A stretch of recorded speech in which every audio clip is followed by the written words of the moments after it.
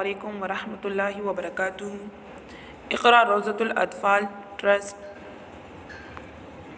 جماعت عالیہ اول، مضمون تفسیر، سبق نمبر 1، سورہ زمر، آیت نمبر 55۔ واتبعوا احسن ما انزل الیکم من ربکم من قبل ان یأتیکم العذاب بغتۃ وانتم لا تشعرون۔ اس کا ترجمہ ہم نے پڑھ لیا تھا،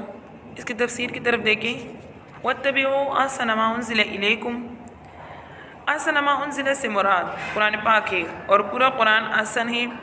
اور قرآن کو احسن ما انزل اس اعتبار سے بھی کہا جا سکتا ہے کہ جتنی کتابیں تورات، انجیل، زبور، یہ سب اللہ تعالیٰ کی طرف سے نازل ہوئے، اور ان سب میں سے احسن اور اکمل قرآن کریم ہے۔ یہاں پر یہ فرما رہے ہیں کہ بہتر بات سے مراد، یعنی احسن ما انزل سے مراد قرآن ہے، تو مطلب اس کا یہ ہے کہ قرآنی ہدایت پر چل کر عذاب آنے سے پہلے اپنے مستقبل کی روک تھام کر لو، اور عذاب کو دینے سے پہلے، عذاب کو دیکھ لینے سے پہلے جو ہے اس کا تدارک جو ہے وہ نہ ہو سکے گا، اور نہ کوئی تدبیر جو ہے وہ ہو سکے گی۔ تو دیکھیے یہاں پر جو ہے فرما رہے ہیں کہ عذاب جو ہے وہ ایک دم سے آ جائے گا، اور کسی کو اس کی خبر بھی نہ ہوگی کہ یہ کہاں سے آ گیا۔ تو اس لیے یہ پر فرما رہے ہیں کہ قرآنی ہدایت پر چل کر عذاب سے اپنے آپ کو بچا لو، ورنہ جب عذاب آ جائے اور اس کے بعد جو ہے کچھ بھی نہیں ہو سکے گا، یعنی کوئی اپنے آپ کو بچا نہیں سکے گا۔ آگے فرما رہے ہیں ان تقول نفس یا حسرت علی ما فرطت فی جنب اللہ وان کنت لمن الساخرین، اس آیت سے لے کر 3 آیتوں میں او تقول حین تری العذاب لو ان لی کرۃ فاکون من المحسنین، اس آیت تک، ان 3 آیتوں میں اسی مضمون کی تشریح و تاکید ہے کہ جو اس سے پہلے کی 3 آیتوں میں بیان فرمایا کہ کسی بڑے سے بڑے مجرم، کافر اور فاجر کو بھی اللہ کی رحمت سے مایوس نہیں ہونا چاہیے کہ اگر وہ توبہ کرے گا تو اللہ اس کے سب پچھلے گناہ معاف فرما دے گا۔ تو اب یہاں پر ان تقول نفس، یہاں سے ان 3 آیتوں میں یہ بتایا کہ اللہ تعالیٰ ہر گناہ، یہاں تک کہ اگر وہ کفر اور شرک بھی کریں اور اس سے توبہ کر لیتا ہے کوئی آدمی، تو وہ اللہ تعالیٰ اس کو معاف فرما دیتا ہے، مگر یہ یاد رکھو کہ توبہ کا وقت مرنے سے پہلے ہے۔ مرنے کے بعد قیامت کے روز کوئی توبہ کرے یا اپنے کیے پر نادم ہو اور حسرت کرے تو اس کا کوئی فائدہ نہیں ہوگا۔ جیسے کہ بعض کفار فجار قیامت کے روز مختلف تمنائیں کریں گے، کوئی تو حسرت کا اظہار کرے گا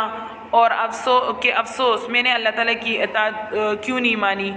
کوئی جو ہے الزام و تقدیر پر ڈال دے گا اور اس کی وجہ سے اپنے آپ کو بچانا چاہے گا، اور کہے گا کہ اگر مجھے اللہ تعالیٰ ہدایت کر دیتا تو میں بھی متقین میں داخل ہوتا، مگر اللہ ہی نے ہدایت نہیں کی تو میں کیا کروں۔ اور کوئی یہ تمنا کرے گا کہ کاش مجھے دوبارہ دنیا میں بھیج دیا جائے تو میں سچا اور پکا مسلمان بن جاؤں اور اللہ کی احکام کی پوری تابعداری کروں،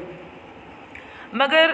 اس وقت ان کی یہ تمام حسرتیں اور تمنائیں کسی کی بھی کام نہیں آ سکے گی۔ یہ تین قسم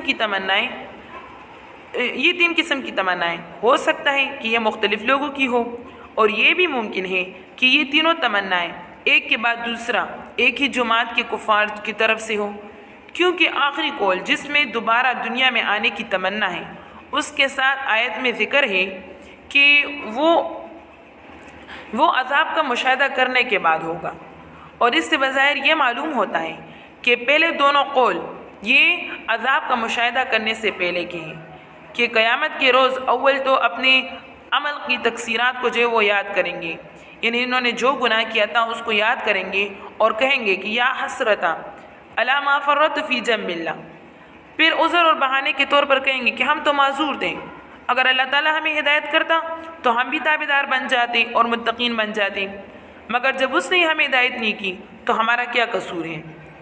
پھر جب عذاب کو دیکھ لیں گے تو یہ تمنا کریں گے کہ کاش دنیا میں دوبارہ بھیج دیے جائیں۔ تو دیکھیں اللہ تعالیٰ نے ان تینوں آیتوں میں بتلا دیا کہ اللہ کی مغفرت اور رحمت یہ بہت وسیع ہے، لیکن یہ حاصل کب ہوتی ہے؟ یہ تبھی حاصل ہو سکتی ہے کہ مرنے سے پہلے توبہ کر لو۔ اس لیے یہاں پر یہ اللہ تعالیٰ فرماتے ہیں کہ ایسا نہ ہو کہ تم یہاں پر اس لیے فرمایا کہ مرنے سے پہلے توبہ کر لو، اس لیے کہ مرنے کے بعد پچھتانا نہ پڑے، اور آخرت میں اس طرح فضول قسم کی حسرتیں اور تمناؤں میں مبتلا نہ ہوں۔ آگے فرماتے ہیں بلا قد جاءتک آیات فکذبت بها واستکبرت وکنت من الکافرین۔ تو دیکھیں اس آیت کا مطلب یہ ہے کہ اس میں جو ہے کفار کی اس بات کا جواب ہے کہ اگر ہمیں اللہ تعالیٰ ہدایت کرتا تو ہم متقین ہو جاتے۔ تو دیکھیے اس آیت میں یہ بیان فرمایا کہ اللہ تعالیٰ نے پوری ہدایت کر دی تھی، اپنی کتابیں اور آیتیں بھیجی تھی، اس لیے ان کا یہ کہنا غلط ہے اور لغو ہے کہ اللہ نے ہمیں ہدایت نہیں کی۔ ہاں، ہدایت کرنے کے بعد نیکی اور اطاعت پر اللہ نے کسی کو مجبور نہیں کیا، وہ ہر کسی کا اپنا کام ہے، کوئی نیکی کرتا ہے یا اطاعت کرتا ہے، یہ ہر کسی کا اپنا کام، بلکہ بندے کو یہ اختیار دے دیا کہ وہ جس راستے یعنی حق یا باطل کو اختیار کرنا چاہے تو وہ اختیار کر سکتا ہے، اور یہی بندے کا امتحان تھا، اور اس پر کامیابی اور ناکامی موقوف تھی۔ جس نے گمراہی کا راستہ اختیار کر لیا تو وہ خود اسی کا ذمہ دار ہے۔ آگے فرماتے ہیں وَيَوْمَ الْقِيَامَةِ تَرَى الَّذِينَ كَذَبُوا عَلَى اللَّهِ وُجُوهُهُمْ مُسْوَدَّةٌ۔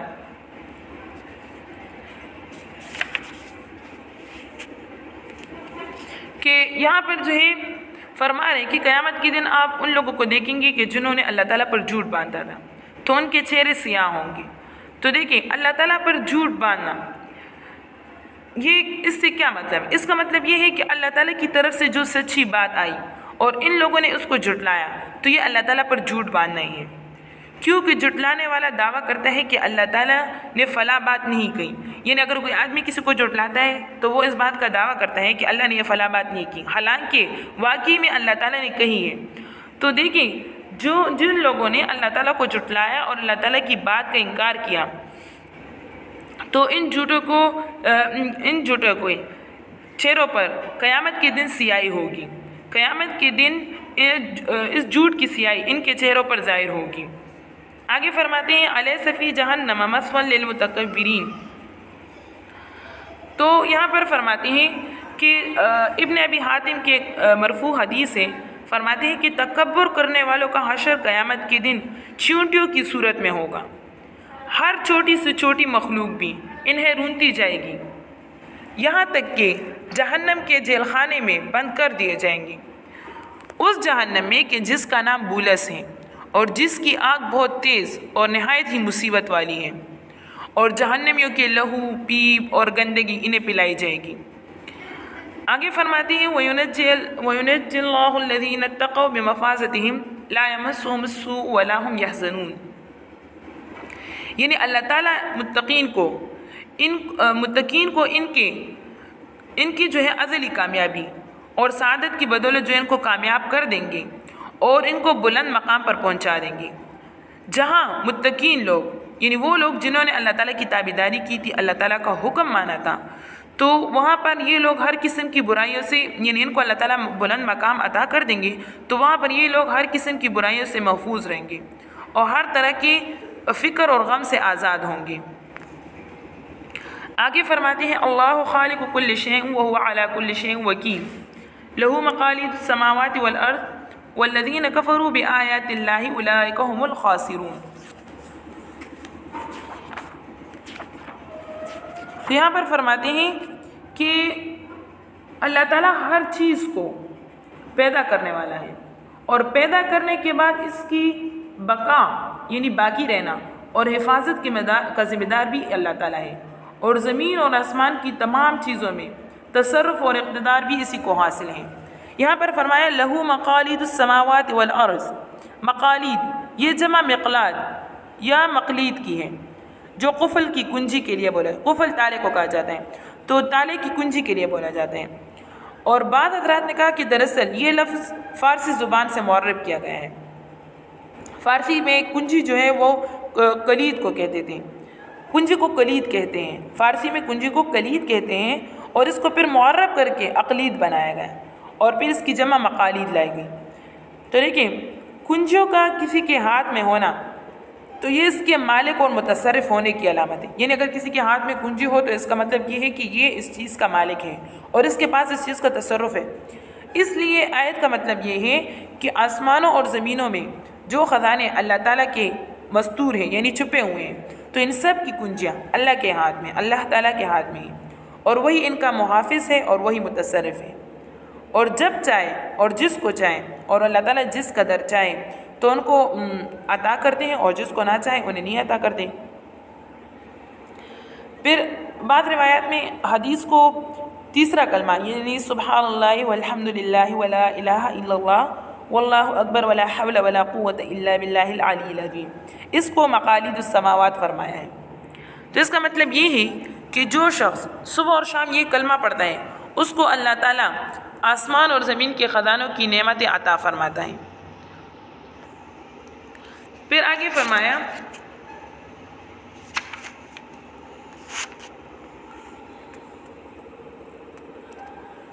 اور بعض حضرات نے کلبی نے مقالید السماوات سے مراد جو ہے انہوں نے فرمایا کہ مقالید السماوات سے مراد یہ ہے کہ بارش کے خزانے، اور مقالید السماوات سے مراد بارش کے خزانے ہوئے، اور مقالید الارض سے مراد سبزے کے خزانے۔ اور حضرت عثمان رضی اللہ تعالیٰ عنہ کی روایت ہے کہ میں نے رسول اللہ صلی اللہ علیہ وسلم سے مقالید کی تفسیر پوچھی، تو رسول اللہ صلی اللہ علیہ وسلم نے فرمایا لا الہ الا ہو واللہ اکبر سبحان اللہ وبحمدہ واستغفر اللہ ولا حول ولا قوت الا باللہ هو الاول والآخر والظاہر والباطن بیدہ الخیر یحیی ویمیت وهو على كل شیء قدیر۔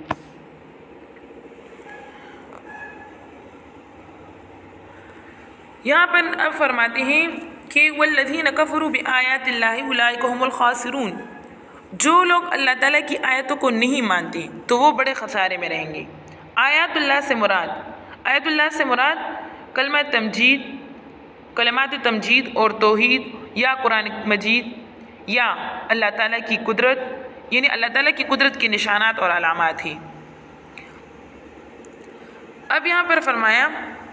کہ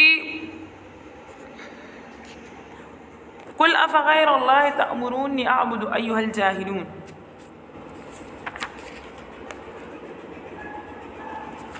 تو یہاں پر فرماتے ہیں کہ انتہائی جہالت یہ ہے کہ آدمی اللہ تعالیٰ کو چھوڑ کر دوسروں کی پرستش کرے، اور پیغمبر خدا سے معاذ اللہ یہ تمہ رکھے، یعنی یہ امید رکھے کہ وہ اس کے راستے پر آ جائے۔ یعنی دیکھیں کہ جہالت یعنی جاہل آدمی وہ ہے کہ وہ اللہ تعالیٰ کو چھوڑ دیتا ہے اور دوسرے معبودوں کی عبادت کرتا ہے، اور پھر اللہ تعالیٰ کے پیغمبر سے بھی امید رکھتا ہے کہ وہ اس کے راستے پر آ جائے۔ بعض روایت میں ہے کہ مشرکین نے حضور صلی اللہ علیہ وسلم کو اپنے معبودوں کی عبادت کی طرف بلایا تھا، تو اس کے جواب میں یہ آیت نازل ہوئی قل افغیر اللہ تأمرونی اعبد ایھا الجاہلون، یہ اس کے بارے میں نازل ہوئی۔ اور اسی طرح دیکھیں حضرت ابن عباس رضی اللہ عنہ فرماتے ہیں کہ مشرکین نے آپ صلی اللہ علیہ وسلم سے کہا کہ آؤ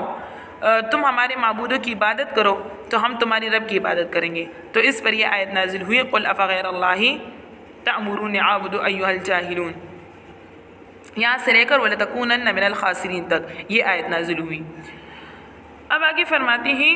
وَلَقَدْ أُوحِيَ إِلَيْكَ وَإِلَى الَّذِينَ مِن قَبْلِكَ لَئِنْ أَشْرَكْتَ لَيَحْبَطَنَّ عَمَلُكَ وَلَتَكُونَنَّ مِنَ الْخَاسِرِينَ۔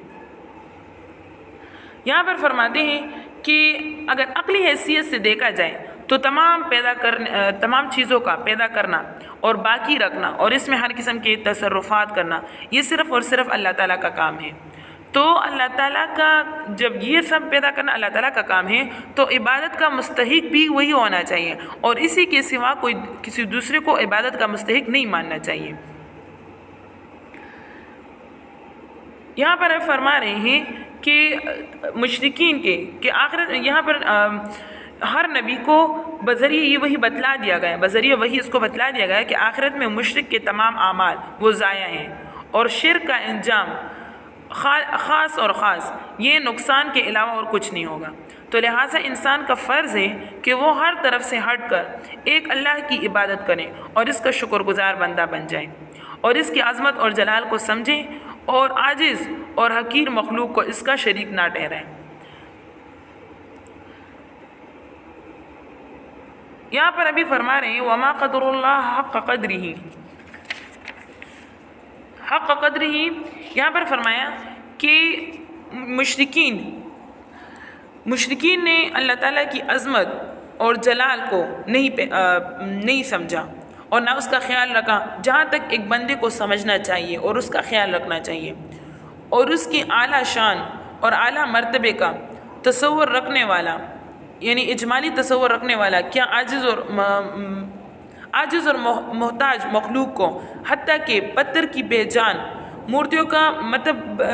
پتھر کی بے جان معبودوں کو اس کا شریک وہ ٹھہرا سکتا ہے۔ تو دیکھیں اب یہاں پر اس سے آگے جو ہے اللہ تعالیٰ کی عظمت اور جلال کا بیان کیا جا رہا ہے، یعنی ان لوگوں نے، اس کا مطلب یہ ہے کہ ان لوگوں نے اللہ تعالیٰ کی عظمت کو ویسا نہیں جانا جیسے کہ اللہ تعالیٰ کی عظمت کا حق تھا۔ ان لوگوں نے دوسروں کو اللہ تعالیٰ کا شریک قرار دیا۔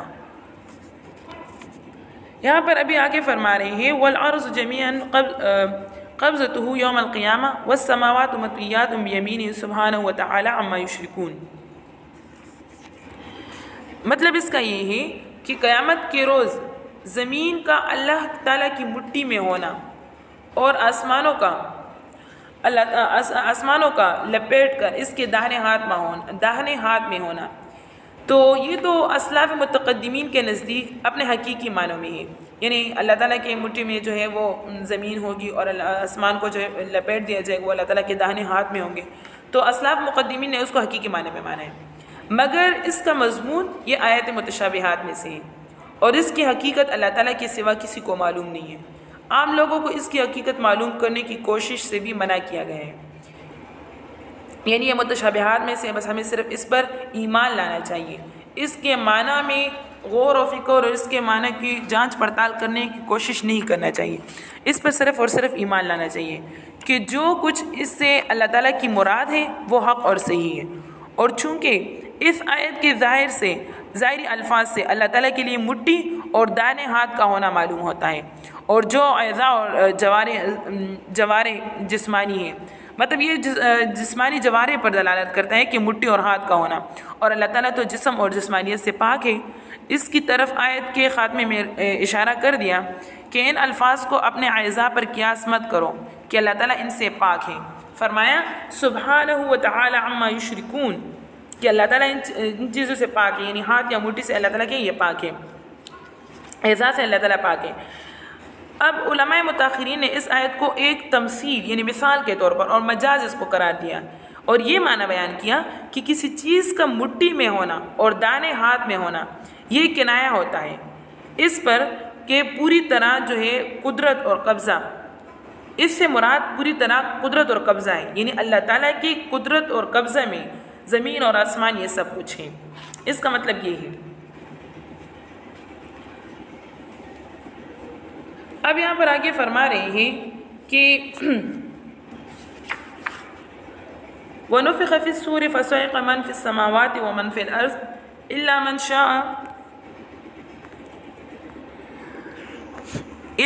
شَاءَ اللَّهُ ثُمَّ نُفِخَ فِيهِ أُخْرَى فَإِذَا هُمْ قِيَامٌ يَنظُرُونَ۔ یہاں پر جو ہے یہاں پر یہ بیان فرما رہے ہیں کہ ایک بار نفخہ سور ہے، ایک بار جو ہے نفخہ سور ہوگا، یعنی سور پھونکا جائے گا، پہلی بار جب سور پھونکا جائے گا وہ عالم کے فنا ہونے کا ہوگا، یعنی جب پہلی بار سور پھونکا جائے تو اس سے پورا عالم جو ہے وہ فنا ہو جائے گا، پھر دوسرا سور پھونکا جائے گا تو وہ زندہ ہونے کا ہوگا، یعنی جو مردے تھے وہ زندہ ہو جائیں گے، اور تیسرا سور جب پھونکا جائے گا تو وہ حشر کا ہوگا، یعنی حشر کی بے ہوشی کا ہوگا،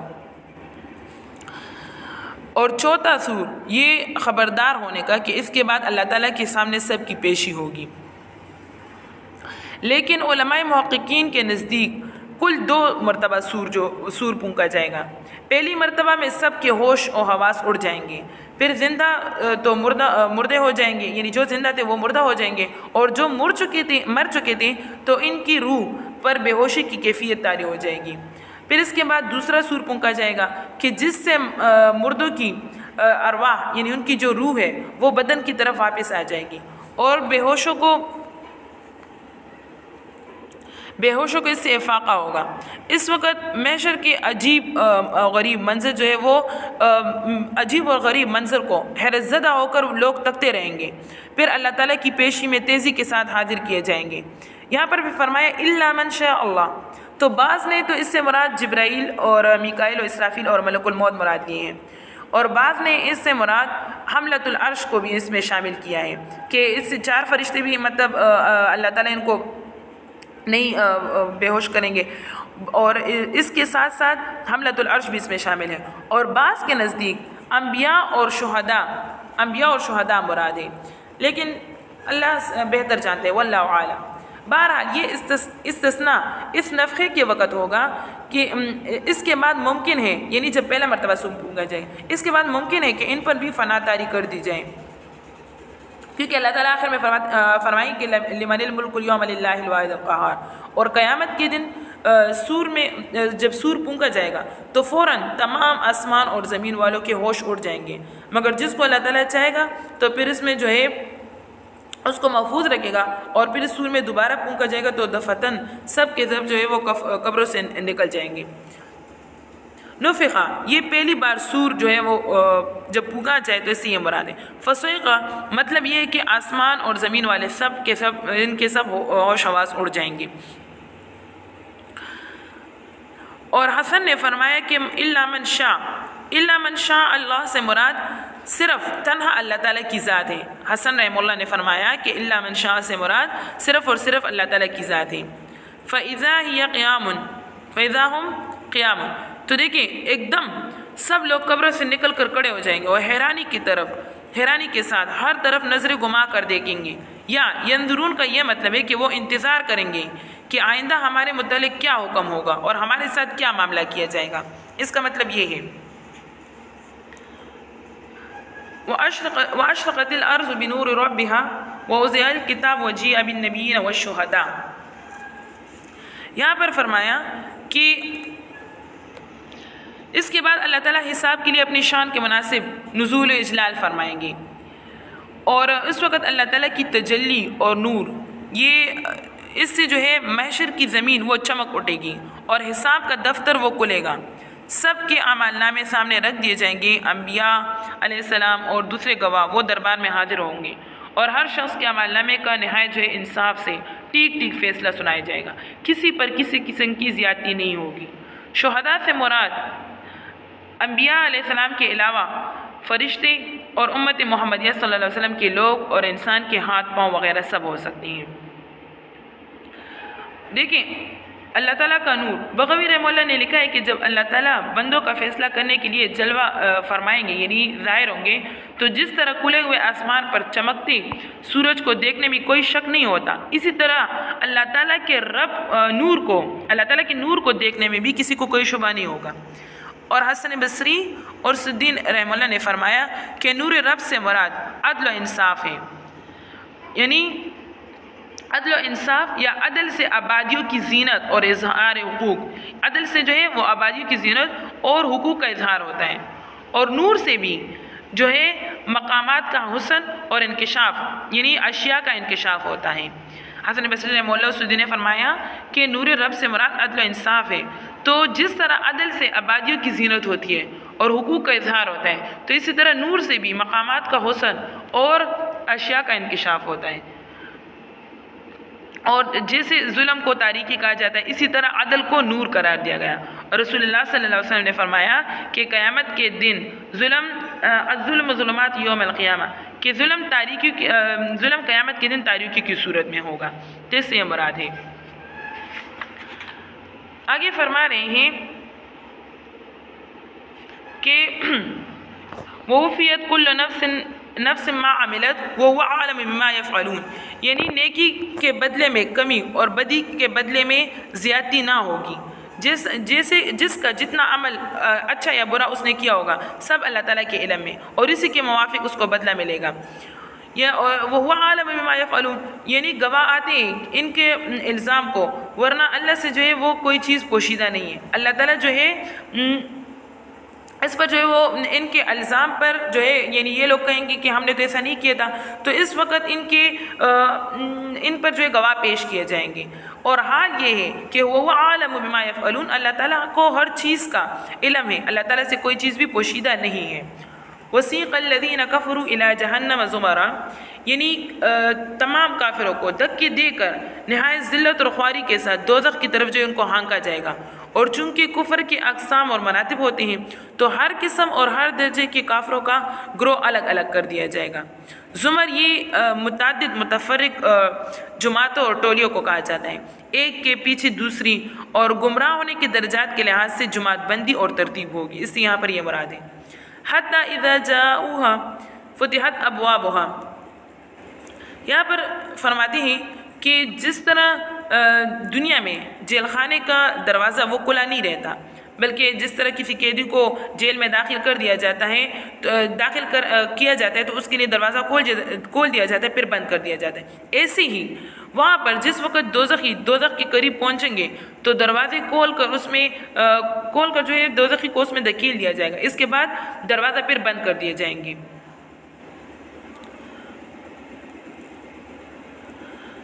دیکھیں یہاں پر فرماتے ہیں کہ حضرت ابو ہریرہ رضی اللہ عنہ سے روایت ہے کہ رسول اللہ صلی اللہ علیہ وسلم نے فرمایا کہ جو شخص اللہ تعالیٰ کی راہ میں اپنے مال کا جوڑا دے گا تو اس کو جنت کے دروازے سے پکارا جائے گا، اور جنت کے متعدد دروازے ہیں، یعنی جو نمازی ہوگا اس کو باب الصلاۃ سے پکارا جائے گا، جو روزہ رکھنے والا ہوگا اس کو باب الریان سے پکارا جائے گا، اور جو صدقہ دینے والا ہوگا اس کو باب صدقہ سے بلایا جائے گا، اور جو اہل جہاد میں سے ہوگا اس کو باب الجہاد سے بلایا جائے گا۔ اور حضرت ابو بکر صدیق رضی اللہ عنہ نے عرض کیا، یا رسول اللہ صلی اللہ علیہ وسلم کیا کوئی ایسا بھی ہوگا کہ جس کو تمام دروازوں سے پکارا جائے؟ فرمایا ہاں، مجھے امید ہے کہ تم ان لوگوں میں سے ہوگے۔ وقال لهم خزنتها ألم يأتكم رسل منكم يتلون عليكم آيات الله ربكم وينذرونكم لقاء يومكم هذا قالوا بلى ولكن حقت كلمة العذاب على الكافرين۔ یہاں پر فرمایا کہ کیا تم لوگوں کے پاس ہمارے رسول نہیں آئے تھے، یعنی کہ پیغمبر کیوں نہیں آئے؟ ضرور آئے تھے، اور ہم کو اللہ تعالیٰ کی جو ہے یہاں پر یہ فرماتی ہے کہ کیوں نہیں، ہمارے پاس پیغمبر آئے تھے اور ہم کو اللہ تعالیٰ کی باتیں سنائی اور آج کے دن سے بہت کچھ ڈرایا، لیکن ہماری بدبختی اور نالائکی تھی کہ ہم نے ان کا کہا نہیں مانا، اور آخر جو ہے اللہ تعالیٰ کی جو تقدیر مقرر تھی وہ ہمارے سامنے آئی، اور عذاب کا حکم ہم کافروں پر ثابت ہو کر رہا۔ قیل ادخلوا ابواب جہنم خالدین فیہا فبئس مثوی المتکبرین، یہاں پر جو ہے یعنی وہ لوگ کہ جنہوں نے تکبر کیا اللہ تعالیٰ کی بات نہ مانی تو وہ ہمیشہ کے لیے دوزخ میں ہوں گے۔ تو دوزخ کے جو مقرر فرشتے ہوں گے وہ ان کو ڈانٹ کر کہیں گے جو تمہارے پاس پیغمبر بھی بھیجے گئے تھے اور اللہ کا کلام انہوں نے تم کو پڑھ کر سنا دیا تھا اور تمام حجتیں تم پر پوری ہو گئی تھی، تو پھر تم ایمان کیوں نہیں لائے اور تم نے شرک کیوں کیا، شرک سے باز کیوں نہیں آئے؟ بات یہ ہے کہ اللہ تعالیٰ کے احکام خداوندی کو جاننے کے لیے اگرچہ تنہا عقل کافی نہیں ہے، لیکن اللہ کے ایک ہونے پر دلالت کرنے والے یعنی جو براہین فطرت یعنی جو پیغمبر تھے وہ تو موجود تھے، تو اس کے باوجود تم لوگ ایمان کیوں نہیں لائے؟ وَسِيقَ الَّذِينَ اتَّقَوْا رَبَّهُمْ إِلَى الْجَنَّةِ زُمَرًا، یہاں پر فرمانا ہے کہ جنت کی طرف متقین کو تیزی کے ساتھ چلایا جائے گا تاکہ عزت کے مقام تک ان کو جلدی پہنچایا جائے، اور بعض علماء نے کہا کہ اہل جنت کی سواریوں کو جنت کی طرف جلد ہانکایا جائے گا کیونکہ جنت میں ان کا داخلہ سوار ہونے کی حالت میں ہی ہوگا۔ آگے فرمایا حتی اذا جاؤوها وفتحت ابوابها وقال لهم خزنتها سلام علیکم طبتم فادخلوها خالدین، یعنی جس طرح مہمانوں کے لیے ان کی آمد سے پہلے یعنی ان کے آنے سے پہلے مہمان خانے کا دروازہ کھلا رہتا ہے، تو اسی طرح جنتی وہاں پہنچ کر جنت کے دروازے ان کے لیے کھلے ہوں گے، اور خدا کے فرشتے نہایت عزت اور اکرام کے ساتھ کلام اور سلام اور ثنا وغیرہ سے ان کے استقبال کریں گے اور جنت میں رہنے کی ان کو بشارت دیں گے۔ سلام علیکم طبتم، حضرت علی رضی اللہ عنہ نے فرمایا کہ جب اہل جنت کو جنت کی طرف لے جایا جائے گا اور جنت کے دروازے پر ان کو پہنچایا جائے گا تو دروازے کے پاس ان کو ایک درخت ملے گا جس کے نیچے سے 2 چشمے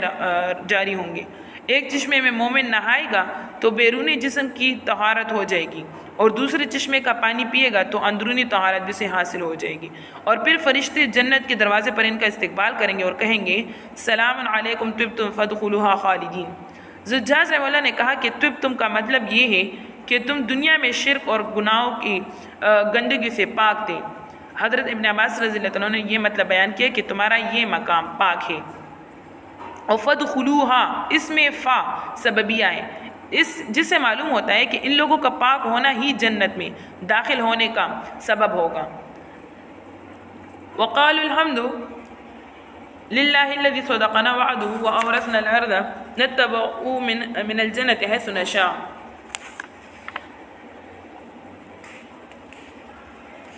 یہاں پر فرماتے ہیں کہ یعنی یہ لوگ یعنی جب